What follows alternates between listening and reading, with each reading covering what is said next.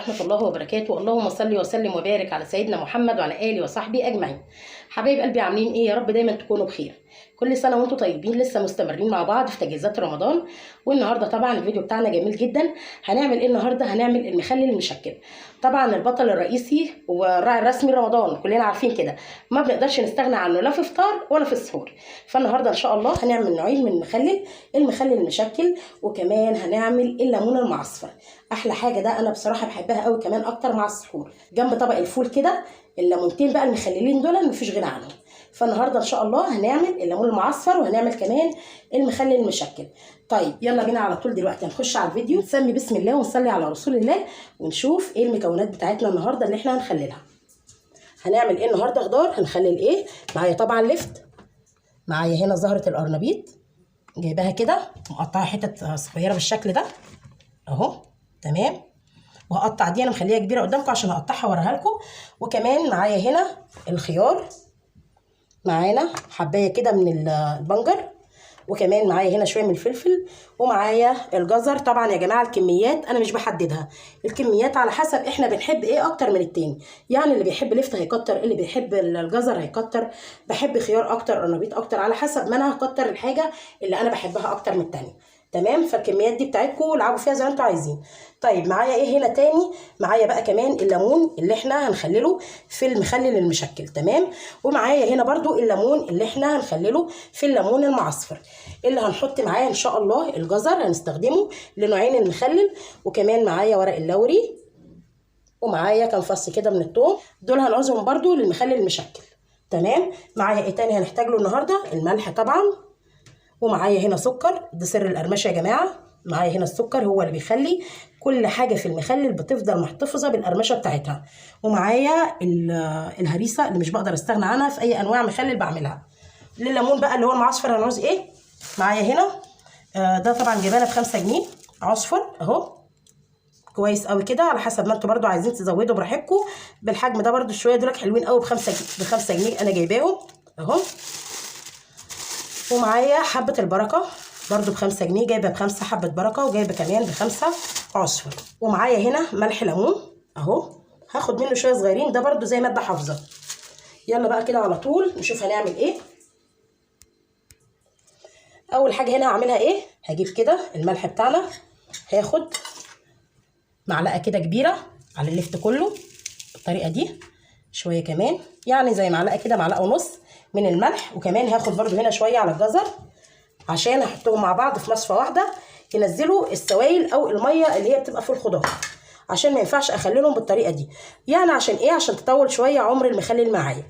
فهجيب كده المصفى بتاعتي، هقلب دول الاول كده اهو على بعض، وكمان اللفت بالشكل ده.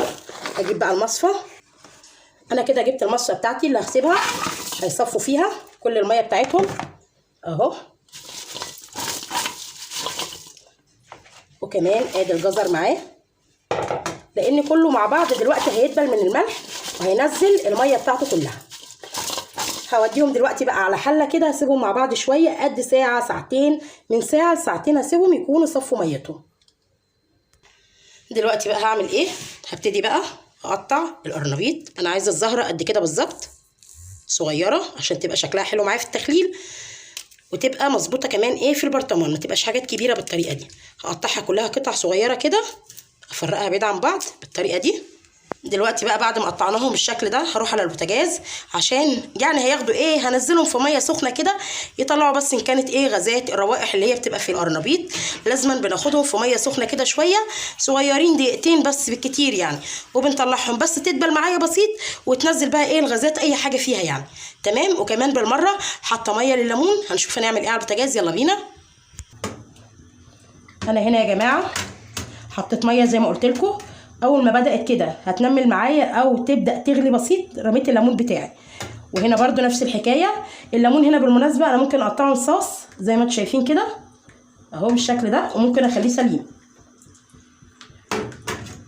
ممكن اخليه سليم زي ما انا عايزه، وممكن اقطعه انصاص اهو، منها السليمه ومنها النص. تمام. دلوقتي بقى هنا كمان قبل الميه ما تغلي، هنا كده يا جماعه انا حطيت القرنبيط زي ما انتم شايفين قبل ما الميه تغلي اهو.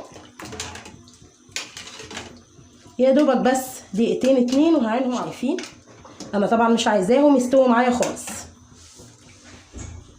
بالشكل ده. هنا دول طبعا هسيبهم ياخدوا غلوه، اللي هو الليمون هسيبه ياخد غلوه وعلى طول هطلعه وارمي الليمون التاني مكانه. يا جماعه بقى طلعه على طول كده. بصوا الميه لسه ما غليتش، يا دوبك بس ايه رميته كده قلبته تقلبتين وهطلعه على طول قبل ما الميه بتاعته تغلي، يا دوبك دقيقه او دقيقتين بالكتير اهو. اصفي كده واطلع. هنا كده بقى خلاص انا طلعت القرنبيط بتاعي تمام، بعد ما خد صدمه في ميه سخنه طلعتها، طبعا مش ميه مغليه، ميه سخنه بس يا جماعه. طلعتها واول ما طلعتها على طول حطيت عليها ميه ساقعه من الحنفيه وبدلت الميه كذا مره لحد ما الاقي الميه بتاعتي دي بدات هديت وبقت ساقعه زي ما انا منزلاها من الحنفيه بالظبط. تمام، لازما السخونه اللي في القرنبيط كلها تنزل في الميه. ليه؟ عشان ما يدوبش معايا ويبقى شكله مش حلو بعد التسويه في المخلل يعني. تمام، انا كده بوقف التسويه بتاعته، الميه الساقعه دي بتوقف عندي التسويه بتاعت القرنبيط. تمام، يلا بقى على طول نروح نشوف الليمون اخباره ايه. دلوقتي بقى خلاص كده هطلع الليمون بتاعي خلاص. ده انا دوست عليه شويه في السوا عشان هيبقى في المخلل المشكل، يعني لازما على رمضان ان شاء الله يكون استوى. هطلع كل الكميه كده اللي معايا بالشكل ده. هوريكم حاجه هنا، طبعا هوريكم الليمون معايا وصل لايه.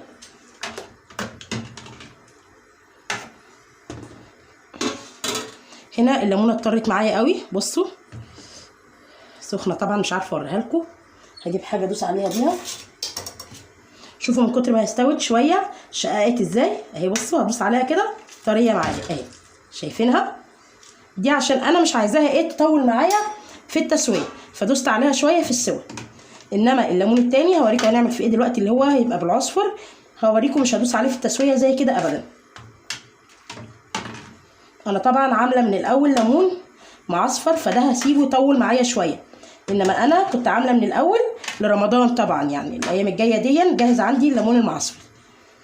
اللي هعمله دلوقتي ده عشان اوريه لكم كمان هيقعد عندي بقى فتره، فمش محتاجه ان انا ادوس عليه قوي في التسويه. هنزله كده بسم الله اهو بالشكل ده.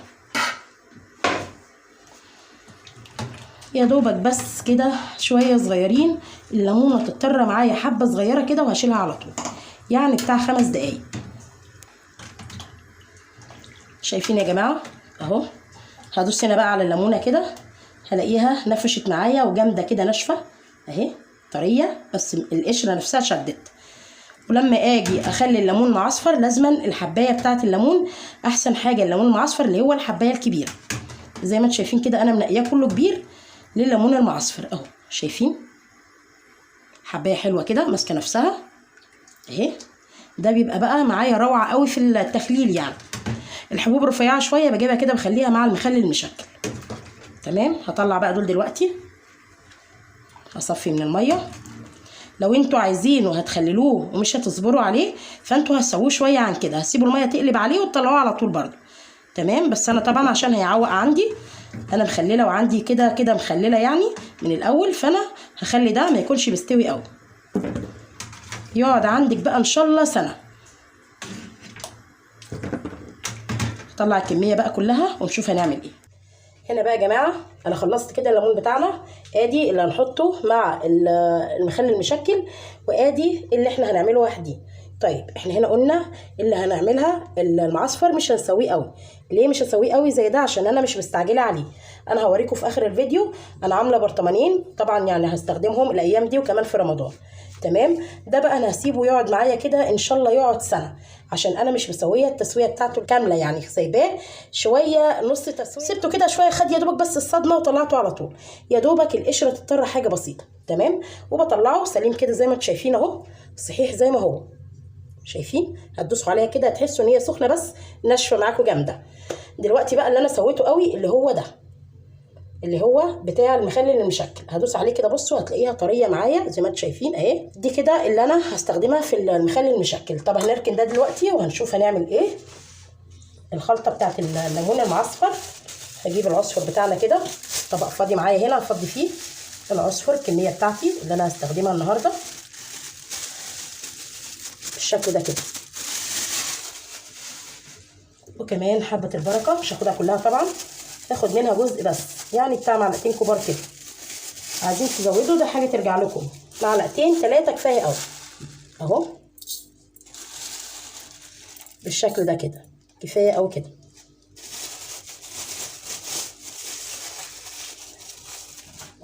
هجيب الجزر المبشور،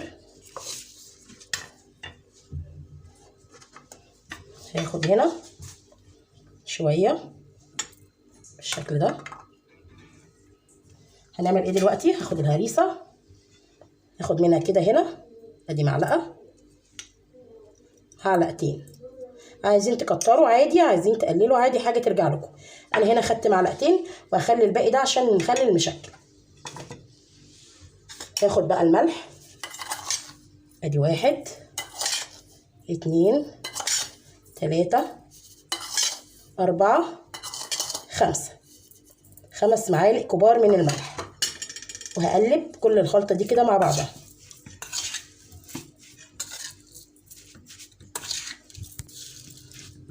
بصوا اهي قلبتها كده حلو قوي تمام. هنا بقى في المرحله دي كده ممكن تدوها شويه عصير ليمون او تحشوا بيها زي ما هي كده، وكده كده هنحط عصير ليمون للمخلل نفسه بتاع الليمون بعد ما نخلص. اخر حاجه من فوق كده هنديها شويه عصير ليمون على الوش بتاع المخلل، وهنديله زيت برده. وبالمناسبه عندي هنا ربع كوبايه خل عشان نسيت اوريها لكم في اول التصوير، دي للمخلل المشكل. هجيب دلوقتي بقى البرطمان بتاعنا، هركن ده على جنب دلوقتي عشان نبتدي نعمل المخلل، واسيب ده كده مع بعض ويدبل شويه مع الملح. دلوقتي كده ده اللفت والجزر اللي احنا شفناه مع بعض. بصوا نزل ميه قد ايه، هوريكم في الحله.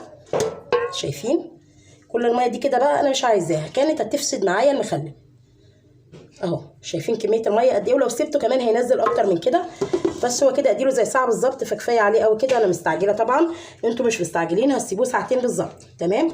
هجيب بقى البرطمان بتاعي، ده البرطمان يا جماعه اللي انا هستخدمه النهارده اهو. دلوقتي كده ده البرطمان اهو، انا طبعا غسلاه بميه سخنه ومعقماه تمام اهو. هبتدي بقى دلوقتي هاخد حبه من المخلل المشكل ده، هاخد حبه كده من اللفت والجزر واحط كده اهو، وكمان شويه من الفلفل اهو. طبقات يا جماعه، طبقه من كده وطبقه من كده، طبقات فوق بعض، طبقه من ده على طبقه من ده. شويه من الخيار وكمان الليمون سليم بقى، عايزاه صوص عايزاه سليم اهو بالشكل ده. قرنبيط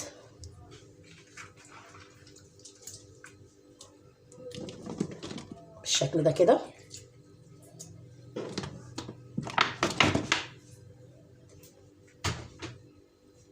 هجيب ايه دلوقتي؟ هجيب البنجر، اخد كام حبايه كده، ورق اللوري والثوم، فصين توم كده في النص. انا معايا 4 فصوص فهحط 2 في النص و2 كمان من فوق، وهنا حطيت ورقتين 3 لوري وهخلي كمان كام ورقه من فوق. شايفين شكله جميل قد ايه؟ خيار لفت وجزر طبقات كده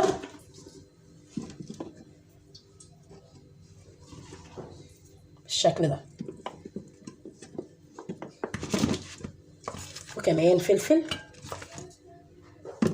الفلفل يا جماعه انا ما حطيتوش هنا سليم، الفلفل استنى اوريكم، في واحده هنا كنت مخليها لكم عشان اوريكم عملت فيه ايه. طبعا نعمت اللي هو الجذع الاخضر اهو، شايفين انتوا الجذع الاخضر بتاعه ده ما بحطوش خالص، بعينه كده بالشكل ده اهو. واجي هنا بقى من النص، نص الفلفلايه، واروح عامله السكينه كده اهو، خدته فتحه بالطريقه دي اهي تمام تمام. هعمل ايه دلوقتي؟ هنا حطيت فلفل، هاخد كمان من الليمون. كل سنه وانتم طيبين بقى، الحاجات دي بتبقى مطلوبه جدا على سفرتنا. شويه من القرنبيط،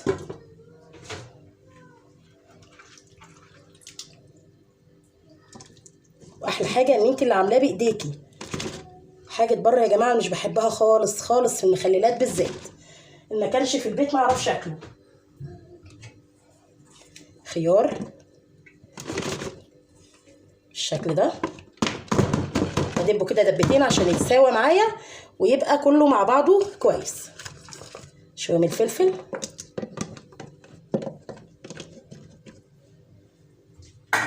واكمل مخلل مشكل.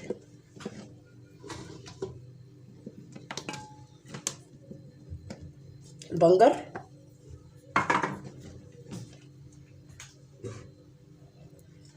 فصين التوم الباقيين. هاخد بقى كمان شويه كده من البشر ده، حطيت انا كده شويه من بشر الجزر زي ما انتوا شفتوا، وطبعا ايه دبيت البرطمان كده شويه دبتين عشان كله يتساوى ويبقى مع بعضه نازل كله في البرطمان كويس. هكمل احط كام ليمونه كده،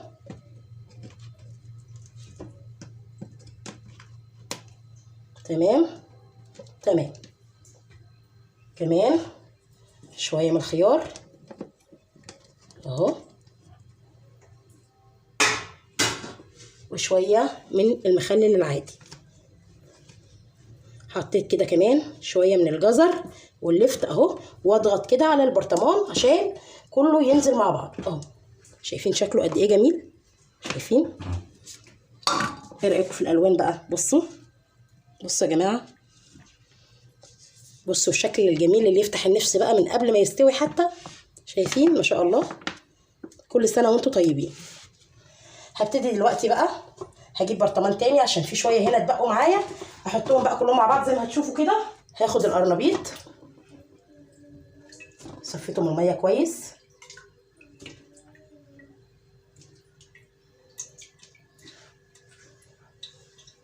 وكمان الخيار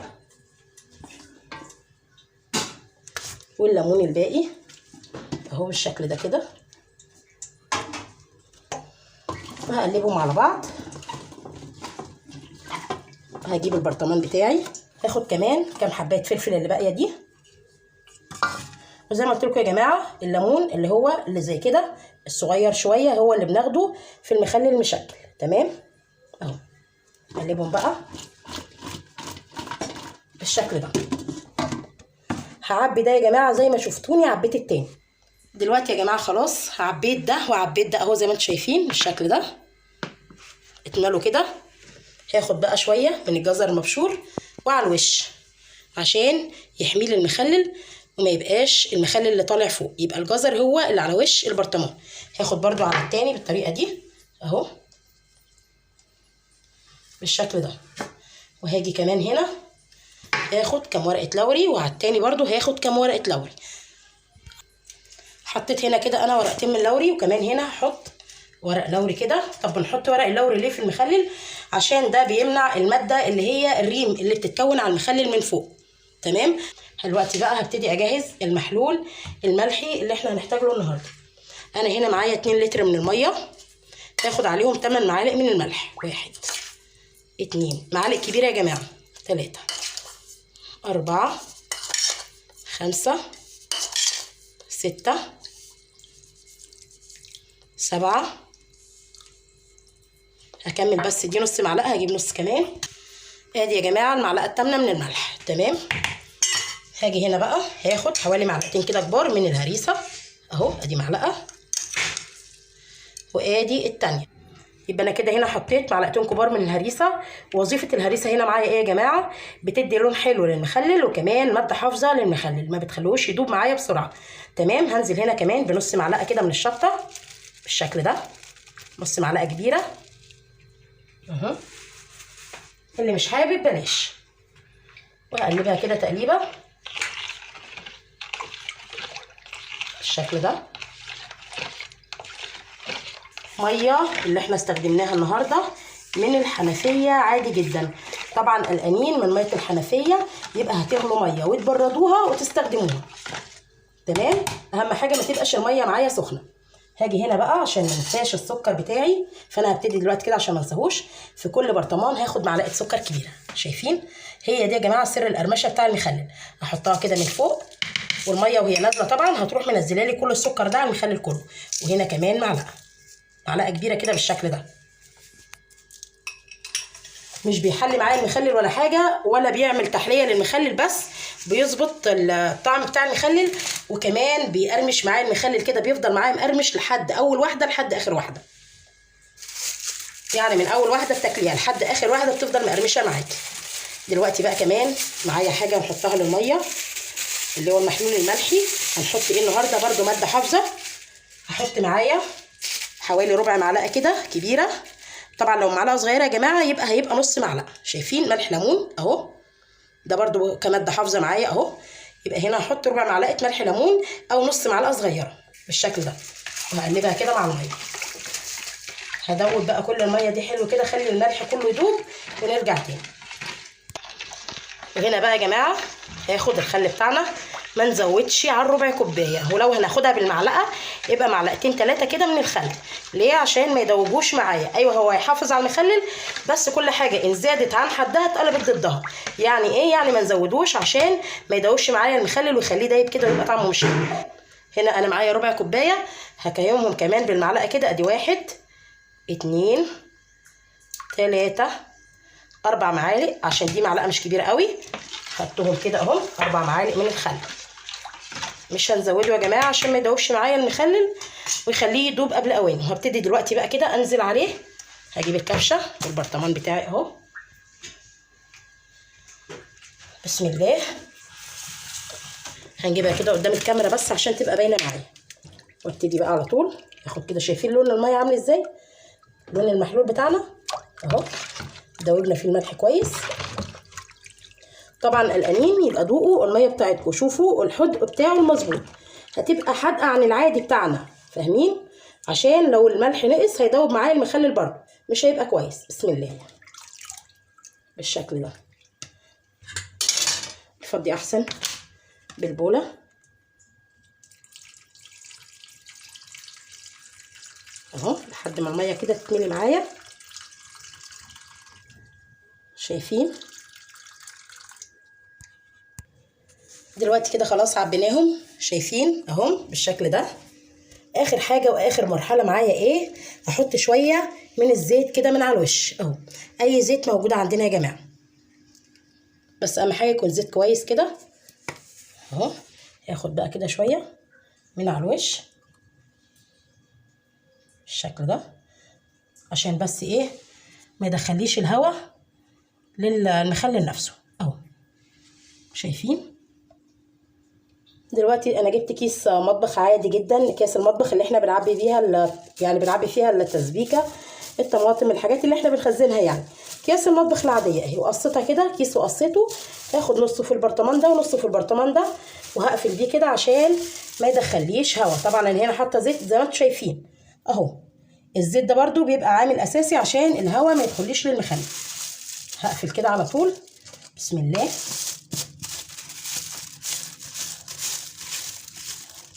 وهاجي على التاني برضو كده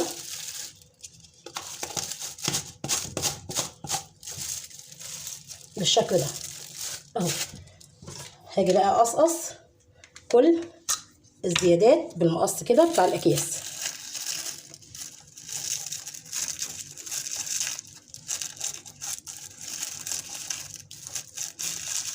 اهو.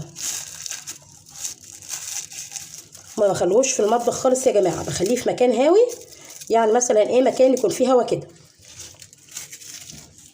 فوق التلاجة، في الصاله كده، على حاجه عاليه، بخليه بالشكل ده بيبقى معايا. هقص التاني برضو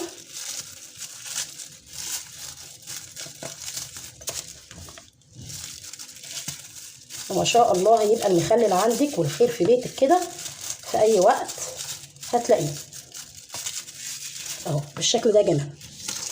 كده خلصنا اول صنف معانا من المخلل. هنبتدي بقى دلوقتي على طول هنروح لليمون المعصفر ونشوف هنعمل ايه فيه. طبعا هنا صاحب المناسبه انا ما حطيتش ده بنجر، تمام؟ انا حطيت البنجر هنا في البرطمان الكبير، انما ده ما حطيتوش، حبيت اسيبه كده زي ما هو الميه بتاعته بقى يا جماعه ان كان ده او ده في بنجر او مفهوش، بس الميه بتاعته تشربوها بقى بتبقى عباره عن عسل، حاجه كده يا جماعه مفيش كلام، انضف من بره واحلى بكتير قوي. يعني انا بتاع بره ده عمري استحاله اشرب ميه المخلل ابدا، طالما عاملاه في البيت انا متاكده من حاجتي، غسلها كويس منضفاها، فطبعا باكلها وبشرب الميه بتاعت المخلل جدا عادي، بحس ان هي حاجه نظيفه انا عاملاها بايديا وببقى مرتاحه. خلاص خلصنا اول صنف، هنبتدي على طول نخش في المخلل التاني. هنا بقى انا جبت الليمون بتاعنا الصنف التاني اللي هو الليمون المعصفر اللي احنا هنعمله دلوقتي مع بعض، وادي الخلطه اللي عملناها. هبتدي اعمل ايه، هاخد الليمونه كده، شفتوا انتوا علامه الاكس، هعملها كده اهو من فوق على الليمونه، يعني 4/4 كده اهو بالشكل ده اهو، شايفين اهي، عشان بس تشيل معايا كده من الخلطه بالشكل ده كده هنا. واي ليمون يا جماعه ينزل على الخلطه عادي جدا، احنا عايزين اي ليمون، اي عصاره من الليمونه تنزل احنا محتاجينها مع الخلطه اهو بالطريقه دي. دلوقتي خلاص اهو بالشكل ده قطعتهم زي ما انتم شايفين كده اهو كلها بالطريقه دي. هبتدي دلوقتي الخلطه بتاعتي انا مجهزاها وكمان البرطمان.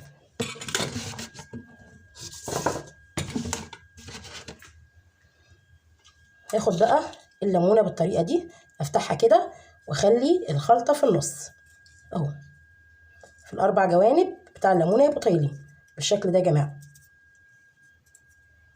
اهو، شايفين. هبتدي بقى دلوقتي على طول احطها في البرطمان واخليها واقفه كده، تبقى الناحيه بتاع الليمونه اللي هي المفتوحه اللي واخده الخلطه من فوق، تمام اهو.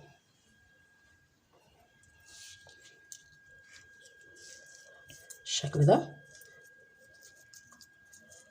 بالمعلقه كده واضغط على الخلطه عشان تبقى جوه الليمونه بالطريقه دي، والملح كمان يبقى جوه الليمونه معايا اهو، وعلى طول على البرطمان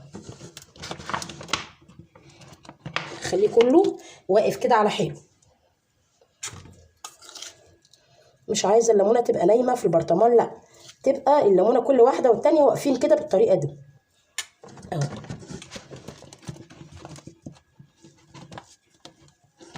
شايفين الرصه بتاعته؟ ايه رايكم بقى؟ حاجه ما شاء الله يعني. زي ما قلنا هنا حطينا، تحطوا من 4 معالق ل5 معالق ملح، انا هنا حاطه 5 معالق ملح، فطبعا لما اجي احط له الميه بتاعته مش هكتر ملح. طيب الميه اللي هستخدمها له هتبقى ميه ايه؟ هتبقى ميه السلق بتاع الليمون اللي انا حطيتها، مش هتمرر يا جماعه ولا حاجه، بس هي دي بتحافظ عليه وبتبقى حلوه قوي معاه، تمام بالشكل ده. طيب الليمون هنا في ناس لو انا هخليه، يعني لو هخليه من السنه للسنه الليمون مش بسلقه خالص، تمام، لو عايزاه شهر ولا 2 واكل منه هسلقه نص سلقه، تمام.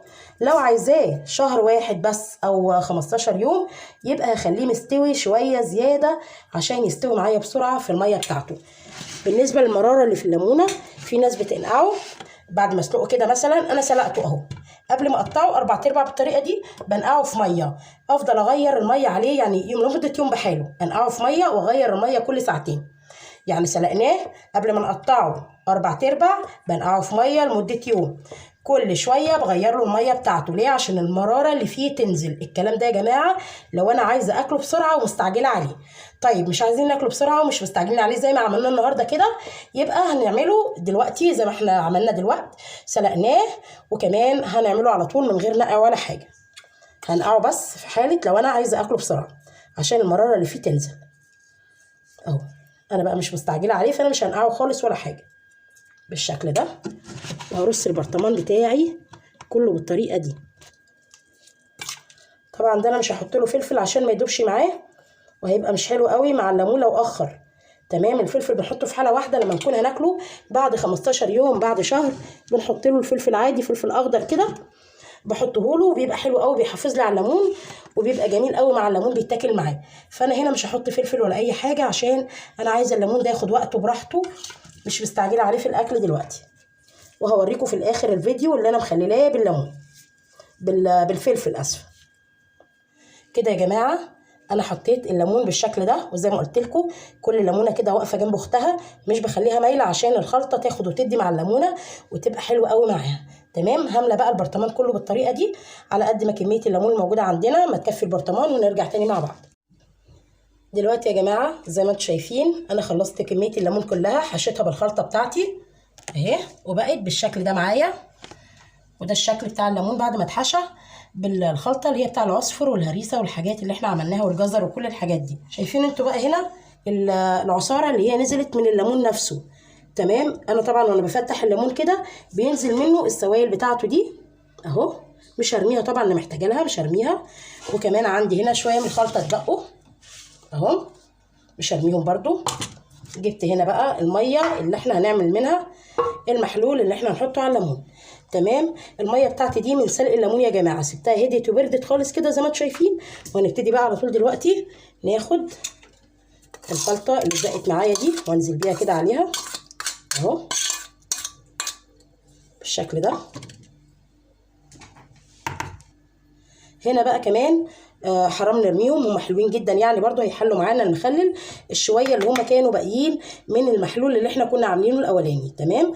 هم واخدين ملح بتاعهم بس انا مش هكتر هنا الملح، فانا كده ضفت شويه الميه دول اهو كده كده. هم كانوا باقيين من المخلل التاني فانا ايه حطيتهم على دولك عادي جدا يعني. تمام. هنا كمان بقى انا كنت مخليه شويه ليمون كده مقطعاهم من صاص، عصرت منهم شويه فوق الحله دي والباقي خليته زي ما هو كده من غير عصير. ده كله كده هحطه على وش المخلل عشان يحفظ معايا المخلل من اي حاجه من على الوش، مثلا ان هو يخش له او اي الحاجات البيضاء اللي بتتكون على المخلل من فوق دي، الطبقه اللي هي بتبقى زي الريم. فاحنا كل ده هنعينه هنتلاشاه بالليمون اللي احنا هنحطه من على الوش. تمام. هاجي دلوقتي بقى هقلب دي كده وهاخد عليها معلقتين من الملح. مش هكتر ملح يا جماعه، مش هكتر ملح كتير، مش هنكتر ملح هنا عشان احنا كده كده الميه اللي احنا حطيناها الباقيه دي كانت فيها ملح، وكمان الليمون نفسه الخلطه بتاعته كان فيها ملح. فانا هحط معلقه كده وادي التانيه بس كده كده تمام قوي اهو. مش هنحط خل ولا اي حاجه للليمون، اي اضافات زياده لا، هو كده تمام قوي. بس اللي هنحطه من على الوش من فوق شويه من الزيت برضو عشان يمنعولي ان يخش هواء او اي حاجه للمخلل نفسه للليمون. هاجي كده بقى اجيب البرطمان بتاعي وهاخد الليمون اللي انا عملته كله ده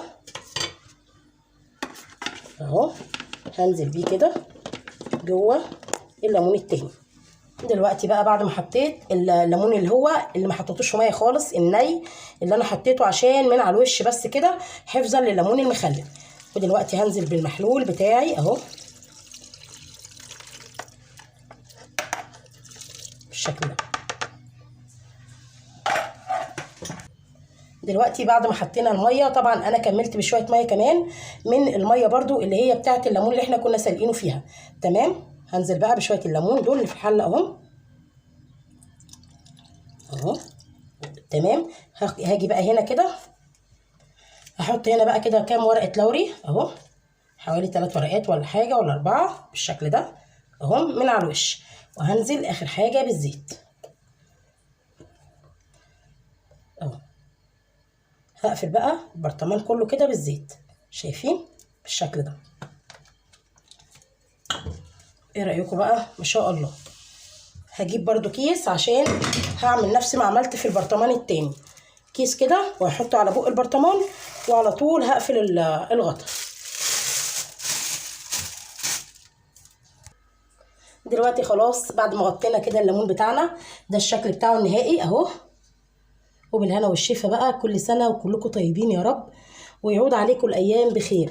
كده خلصنا المخلل بتاعنا النهارده، المخلل بتاع السنه دي يا رب عقبال كل سنه ونبقى مع بعض كده بخير يا رب العالمين. ودلوقتي بقى هوريكم شكل الليمون اللي انا كنت عاملاه، عملته بنفس الطريقه دي بالظبط اهو. ده كده بعد ما استوى شايفينه. وعندي واحد كمان برضو بس طبعا بستخدم منه اهو، بس ده طبعا كنت حاطه له فلفل عشان زي ما قلت لكم اللي بحط له فلفل هو اللي بستخدمه الاول. تمام اهو بالشكل ده يلا بقى نفتحه كده ونشوفه من جوه. تعالوا بقى بصوا كده، شوفوا الجمال والحلاوه. شايفين؟ هجيب لكم طبق كده ونطلع كام واحده ونشوفهم مع بعض عاملين ازاي.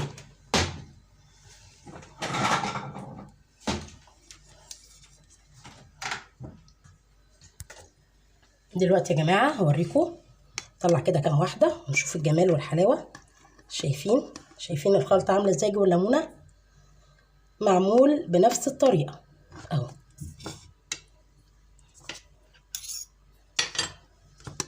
طلع كام واحده كده بقى ونوريهم لكم. هوريكم كمان الفلفل اللي انا عاملاه معاه. يعني البرطمان ده كده معايا اديله اكتر من شهر ونص. وهوريكم الفلفل بصوا عامل ازاي، ما اتهراش يا جماعه، زي ما هو زي ما عملناه.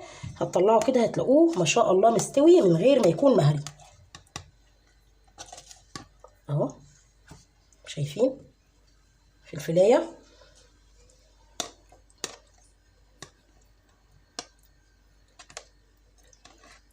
بالشكل ده. ايه رايكم بقى؟ بصوا الفلفل عامل ازاي. الفلفل اللي انا حطيته كنت شقاه زي ما وريته لكم تقريبا. انا وريتكم واحده تمام اهو. بشقه بالطريقه دي كده وببقى عاينه العنق بتاعه زي ما وريتكم في حبايه. كنت مخليه لكم واحده عشان اوريها لكم تمام. وريت لكم طبعا في اللي انا خليته ده، وبيبقى معايا بالشكل ده. عايزين نسيبه زي ما هو كده بطوله هنسيبه، عايزين نقطعه لنصين هنقطعه. بصوا بقى تعالوا شوفوا الفلفل هنا عامل ازاي، مش مهري ولا حاجه. بصوا شايفين الفلفلايه عامله ازاي؟ بصوا مستوي ما شاء الله بس ماسك نفسه. وادي كمان الليمونه بصوا دايبه يا جماعه. بصوا شايفين ما شاء الله اهو، ولا حول ولا قوه الا بالله اهو. ايه رايكم بقى في الحلاوه دي؟ ده كده الليمون بتاعنا. يا رب يكون عجبكم النهارده. هغطي بس البرطمان. شايفين لونه يا جماعه تحفه قد ايه، وشكله غير الطعم بقى كمان ما شاء الله. يعني اللي هياكل منه واحده مش هيبطل اكل فيه. بصوا يا جماعه، انا ساعات والله بطلعه كده بحب اكله كده. يعني انا من اللي بيحب الليمون المخلل قوي، فبحبه دايما جنب اي اكل، وبالذات بقى جنب طبق الفول في السحور يا جماعه، ما استغناش عنه. ده كده المخلل بتاعنا النهارده. يا رب يكون عجبكم. ما تنسوش اللايك والشير والسبسكرايب للقناه عشان يوصلكم منا كل جديد. كل سنه وكل حبايبي طيبين. كده يا حبايبي ده الشكل بتاع المخلل اللي احنا عملناه، وكمان وريناه لكم بعد ما بيستوي بيبقى عامل ازاي. طبعا حاجه كده ما بنستغناش عنها في البيت، انضف واحلى من حاجه بره بكتير. كل سنه وانتم طيبين حبايب قلبي، شهر كريم عليكم يا رب، ودايما بعود الايام والايام الجايه كلها باذن الله تكون خير، ويرفع عنا الكرب والغلاء والحاجات اللي احنا فيها الايام دي. الحمد لله على كل حال يا جماعه، بس اهم حاجه نكون بخير تمام. نصبر كده وان شاء الله كل حاجه بتعدي بخير وسلام. كل سنه وانتم طيبين، شهر كريم عليكم وعلينا، وبعود الايام والسنه الجايه يا رب تكون احلى واحلى. وما تنسوش اللايك والشير والسبسكرايب للقناه حبايب قلبي، وكل سنه وكلكم طيبين. انتظرونا ان شاء الله في فيديوهات جايه كتير. السلام عليكم.